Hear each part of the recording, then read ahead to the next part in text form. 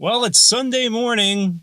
I think it's still morning. I am here in the parking lot of the Huntington Beach Central Park.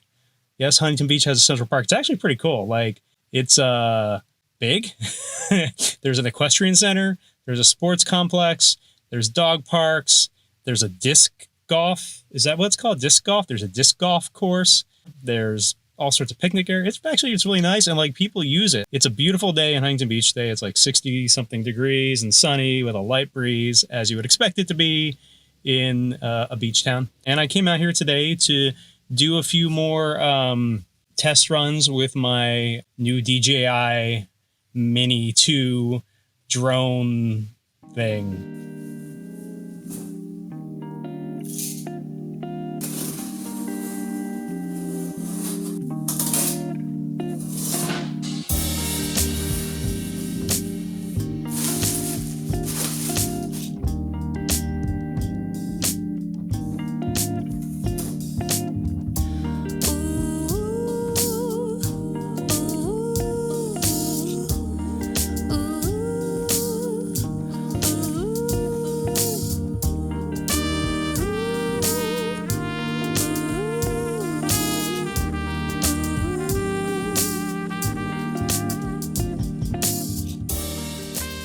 This is not a review. Obviously, I don't review gear, and I'm not about to start reviewing gear.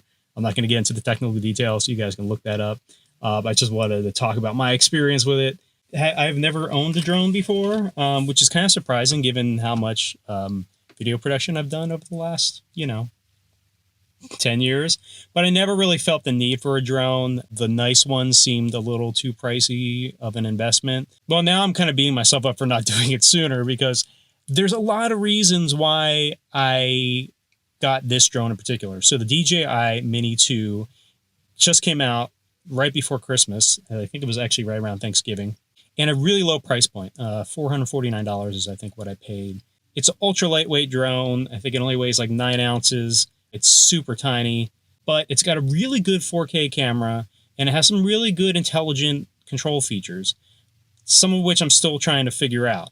It comes with this really cool control, which you just pop this stuff out, stick your phone in, and you're pretty much set to go as long as you got the app installed. Battery life is kind of short. It's about half an hour, depending on what you're doing with it, but bring extra batteries and keep them charged, just like, if you're running any sort of camera or other device out in the field. Even though I've had it for 3 months, I haven't taken it out very much, and I've been training myself, going to like parks and beaches and other open areas to kind of really learn the flight controls and the joysticks to make sure that I'm like, okay, well, I natively know that my left thumb is going to control the altitude and the pitch, and my right thumb is going to control the panning and the, I don't know what else. I don't know what the technical terms are. Side to side, back and forth, whatever. My first flight out, I ran into a tree because I was like, ooh, I'm going to do some cool stuff where I go between tree branches.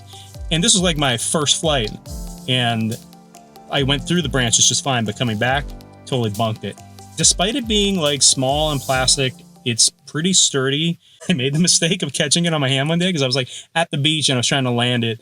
And I don't know if I didn't remember to bring I usually bring like a piece of cardboard with me to use as like a landing platform and a takeoff platform. And I didn't have it, I think, that day. And I was like, okay, well, I don't want to land it in the sand, so I'm going to land it on my hand. Because I was like, yeah, that's not a problem, right?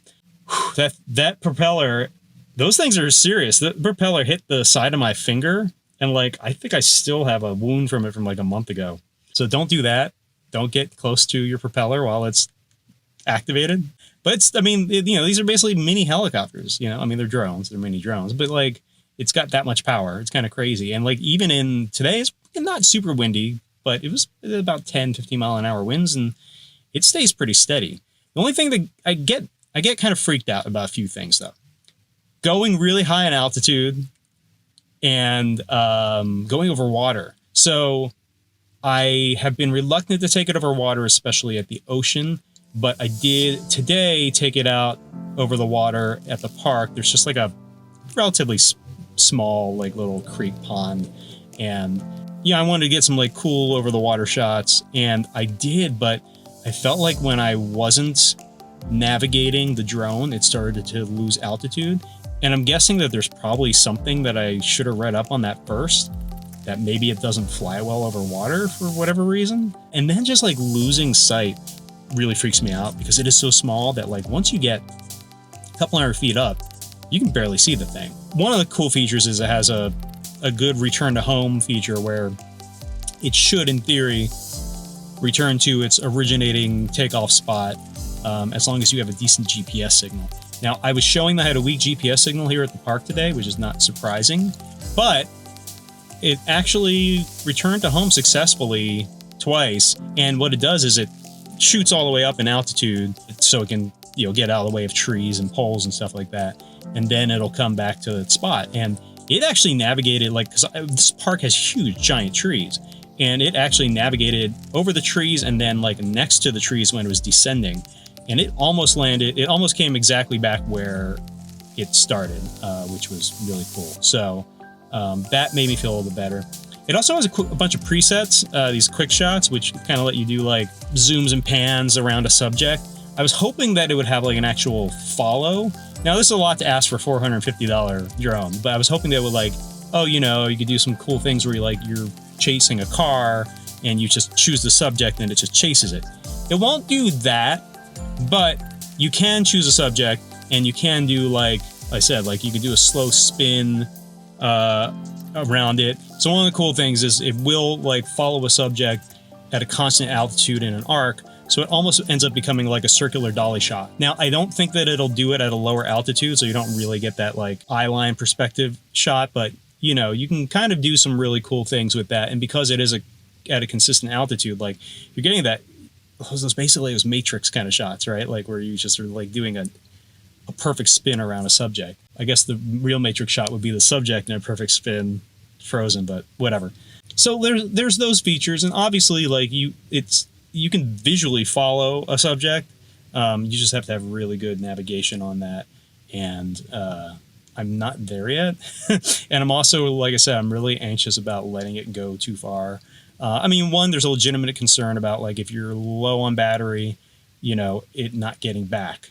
It does have a built-in return to home function. If the battery gets too low, it'll automatically start coming back. But if you're, a mile out, you're probably not gonna have enough battery to get back. I've never let it go that far. Like, I think the furthest I let it go out of my sight today was like, I don't know, maybe like a quarter mile.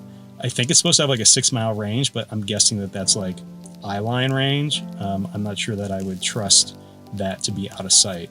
The reason why I wanted to add this to my arsenal, aside from, honestly, it's just being kind of fun. And if you guys know me, you know that I hate spending money on gear. And I very rarely spend money on gear unless I absolutely need it. Like literally, I will buy stuff right before I shoot if I need it and I know I'm going to use it again. Otherwise, like I'll just rent equipment or, I'll just kind of make do with what I have. One of the cool things about the drone is because it's so small, I can just kind of take it anywhere and it's unobtrusive. Like people aren't threatened by it.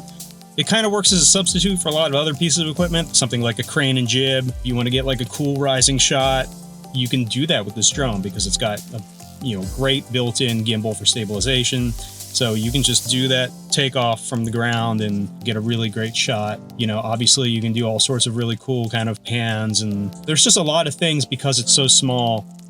You can even use it in an indoor setting because of the sound. You wouldn't want to do it where you're recording any audio. But if you're just doing shots where you're trying to capture motion, it's a really cool thing to have. It's one more thing that hopefully will allow me to make some cool stuff for people to enjoy. Unlike this video blog, which hopefully you can enjoy whatever B-roll I've been running over the top of it.